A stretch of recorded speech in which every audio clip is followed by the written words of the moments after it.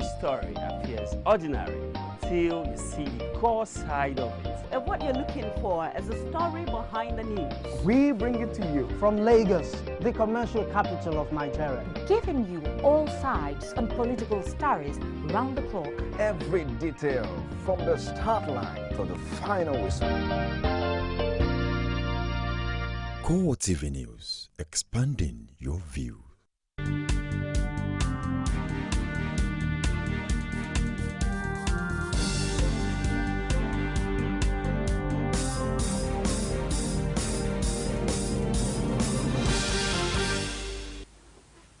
Hello, thank you for joining us again on CoreTV News at 7. I am Frank Omalape.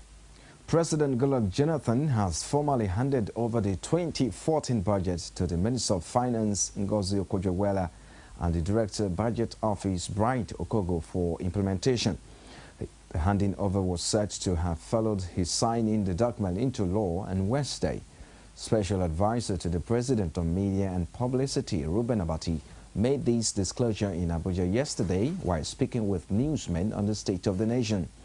Abati stressed that Okonjo-Iweala was not around when the president signed the budget 2 days ago, hence the need to formally hand over to her.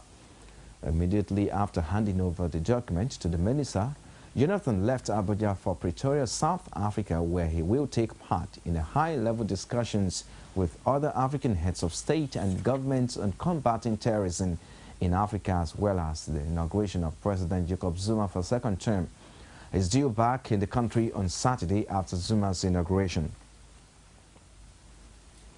The plan by a civil coalition group to march on the presidential villa, Abuja, in a protest over the abduction of the Chibok girls was halted by the police.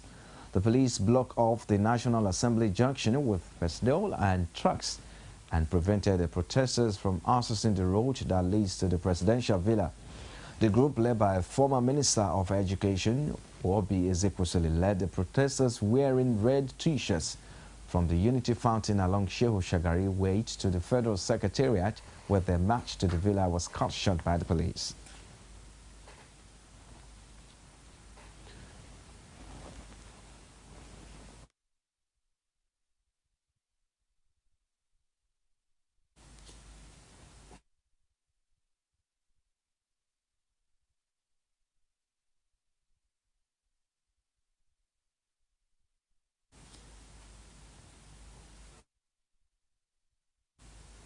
In a continuation of global protests to press home the demand for the release of the over 200 schoolgirls abducted from their dormitory in Chibok, hundreds of women under the auspices of Zimbabwe Young Women's Network for Peacebuilding marched through the streets of Harare, the Zimbabwean capital, in solidarity with Nigerians. The protesters say the action by Boko Haram is unacceptable and an abuse of the rights of the girl child. They call on the world to ensure that the girls are released unharmed.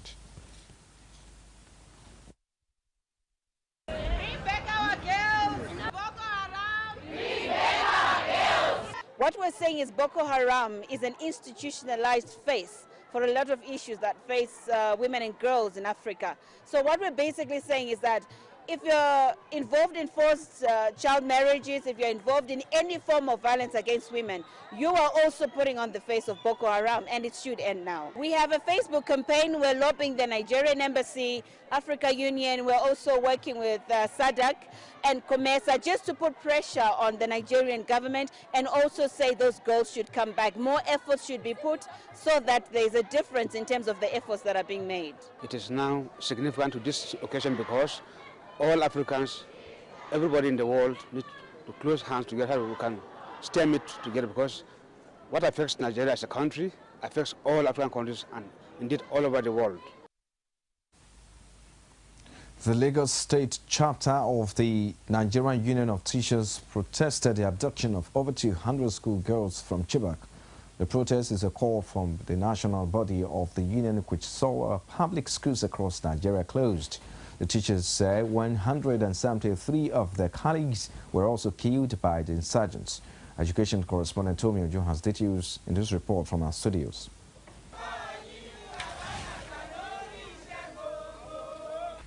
In protest against the abduction of schoolgirls from Chibok and the killings of teachers by the Boko Haram sect, the Lagos chapter of the Nigerian Union of Teachers marched from Gani Fawemi Park in Ojota to the office of the Lagos State Governor. The state chairman and secretary of the union tasked the federal government on a more aggressive approach to stop the insurgents from destroying the education system. What we are saying is that our security outfit, our intelligence unit, must be proactive. We must be able to think ahead of time. Who are the people that are around? Are they supposed to be here? What is happening here?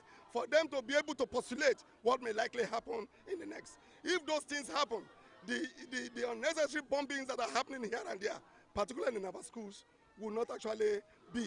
Meanwhile, one party A is saying it is the fault of party B, and party B is now packing the buck to party C. We are not interested as a teacher, as a labor movement, and as a professional. Teachers are for education. Education is light. Boko Haram is against education. Whereas Boko Haram, they are making use of ammunition, they are making use of foreign goods, they are making use of products of education. Why are they against education? We are protesting for Nigerian government to rescue our children from prison. We are protesting against mass killing of our teachers from Adamawa, Borondo and Yobe. After waiting for about 3 hours, the special advisor to the Lagos State Governor on Education, Fatai Olukoga, and the Commissioner for Transport, Kayode Ogbeifa, received a letter from the teachers. They assured the teachers that their message will be passed to the governor and will be forwarded to the president. The 1 day off that was prescribed, and that has been obeyed today is a testimony that the NUT has what it takes in the whole of the 36 states plus Abuja to do whatever NUT believes is right for the country. We have received the copy of the speech. We will transmit this to His Excellency, and His Excellency, I can assure you, as usual, we get this to them in Abuja. I know the president in Abuja will be receiving 36 plus 1 of this kind of letters, and the one from Lagos will not be left out. School children participated in the protest in the bid to support their teachers and also lend their voice to the global campaign. The Boko Haram insurgency started in northeastern Nigeria in 2009. The group gradually spread its attacks to some other parts of the north. Some Nigerians believe that politicians in the north hold a solution to the worrying security crisis. Our Ekiti State correspondent Rashid spoke to some notable politicians from northern Nigeria. Here is a report from our studios. There has been an increase in the number of bomb attacks by the Boko Haram group recently. Nigerians are daily being gripped with fear of a possible attack. Some have accused politicians from the north.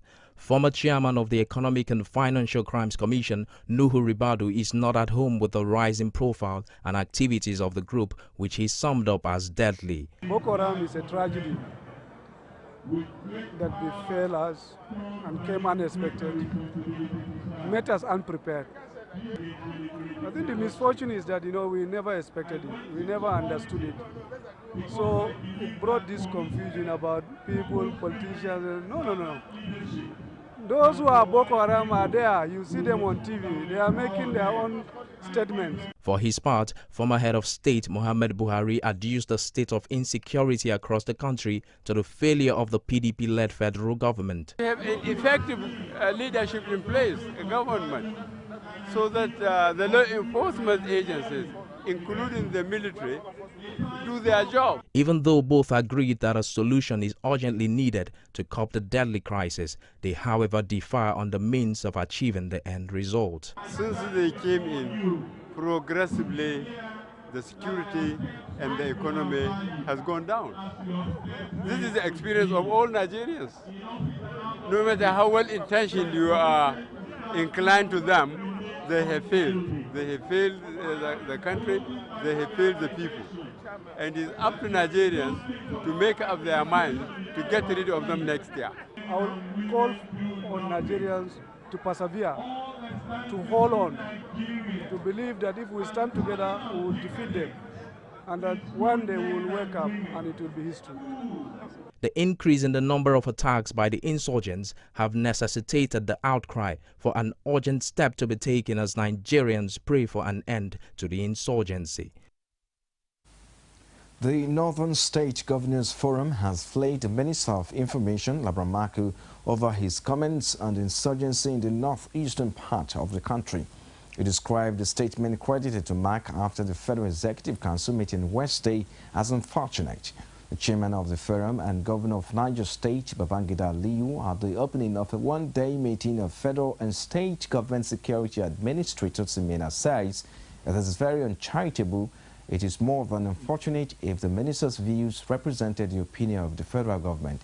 Mark was quoted as saying the governors in the northern part of the country were not doing enough to contain insurgency in the region. Now, students of the Lagos State University took to the streets to protest the hike in school fees.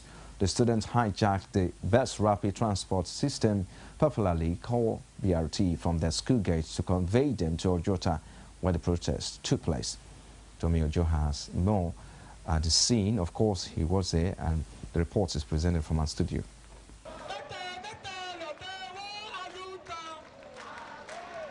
These are the students of the Lagos State University protesting the hike in their school fees.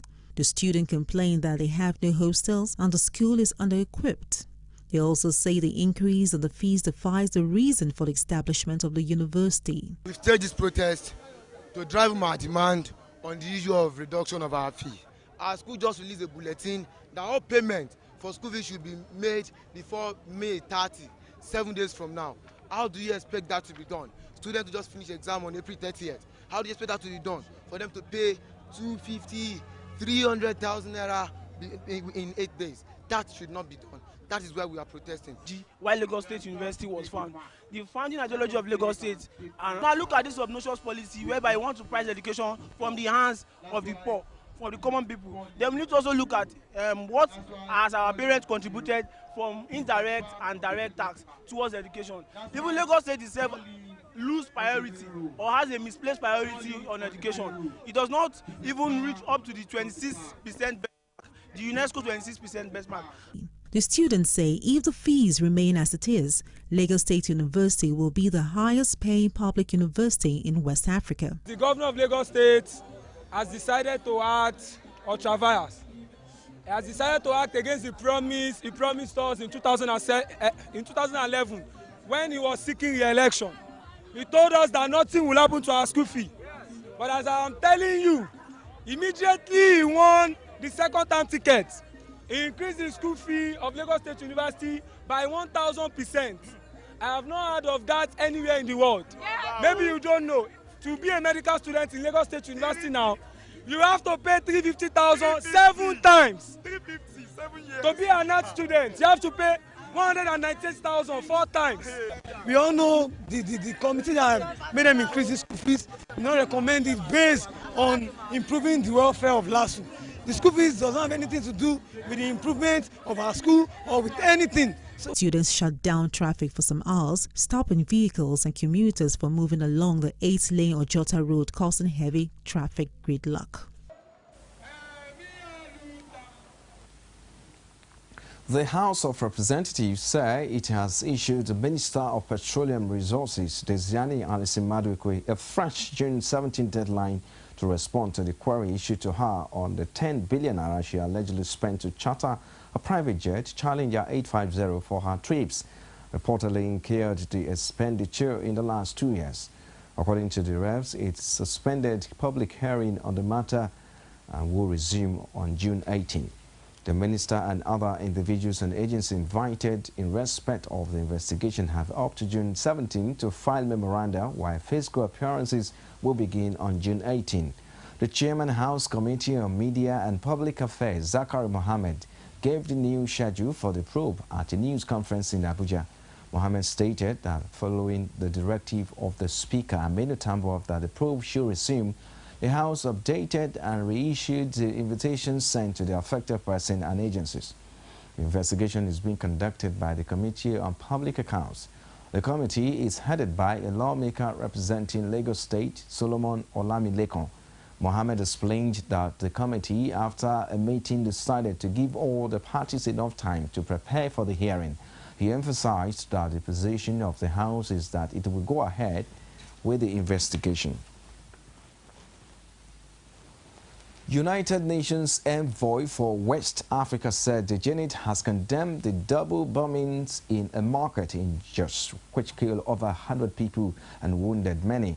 The unit extended his solidarity and sympathy to the victims and their bereaved families, as well as to the government and the people of Nigeria. He says the perpetrators of these heinous and cowardly attacks against innocent civilians should be swiftly brought to justice. While the Progressive Governors Forum has urged the federal government to strengthen the capacity of security services to ensure effective intelligence gathering in the country. In a statement signed by the chairman of the forum, Governor Rochas Okorochas, he says there is need for the government to provide all the equipment and resources the security operatives in the front line needed to become an effective fighting force. Okorocha says it will enable the security agencies to carry out counter-terrorism operations more effectively. The forum says all avenues must be explored to ensure the safety of lives and property. The progressive governors, however, advised Nigerians to stand firm and not relent in fighting the antics of terrorists who sought to return the country to the dark ages. The People's Democratic Party says the governor of Kano State, Rabiu Kwankwaso, is not fit to govern at any level. Speaking on behalf of the party at a press conference in Abuja, the National Secretary of the party, Wale Oladipo, says it was unfortunate that Kwankwaso could describe some governors in the PDP as vultures. According to him, the governor of Kano State, who is a former member of the party until he defected to the opposition or Progressive Congress, was wrong in pouring aspirations on President Goodluck Jonathan and governors elected on the platform of the ruling party. Oladipo added that of the particular note was Kwankwaso's direct attack on the chairman of PDP Governors Forum, who is also the governor of Akwa Ibom State, Godswill Akpabio, and other governors will accompany the president to the PDP Unity rally in Kano recently. The federal government has agreed to extend the lifespan of the National Conference by 4 weeks. The chairman of the conference, Idris Kotigi, a retired Chief Justice of the Federation, made his disclosure at the plenary while briefing delegates on the lifespan of the talk show. Kotigi informed delegates that the leadership of the conference met with the secretary to the federal government, Tanyim Pius Ayim, who conveyed government's decision to approve 4 weeks extension for the conference instead of the 6 weeks requested by delegates. Under the new arrangement, the conference will now end on July 19 instead of the earlier June 19 when the discussion had been programmed to last. Before the extension, some delegates had advocated that the 3-month period allotted was not enough, but it is not clear whether additional budgetary allocation will be made in order to finance the extension. You're watching CoreTV News at 7. We'll take a short break. We'll be back with more news stories. Stay with us. I don't think the election was actually... What are the people saying? 5 local governments out of the 30 local government is more than many states in the north. The economy is booming. Where is the economy booming? Bomb blast in Abuja. Don't we have security? Why are we fighting? The presidency should not just sit in Abuja or in Asokoro or wherever he lives. Fellows are sponsoring the Boko Haram. They know them. Men cannot be there and be there at the same time. The life of the citizens, community need to be protected. It can't work out. Bring the message of peace. Let there be proper devolution of power from the center. The center is too powerful. The people. Only on CoreTV News. Every day, every hour, and every minute, news break in Nigeria. Things happen so fast, it's most times difficult to track and comprehend them. But that's what we do right here on Digi360. 2015, would you want to come back again? It's like asking Jesus Christ if he knew he was going to die, will you want to come back as the savior of the world again? We do not just help you track the stories, we break them down, explore all the angles, analyze the issues so that you can fully comprehend the stories and use them to make the right decisions.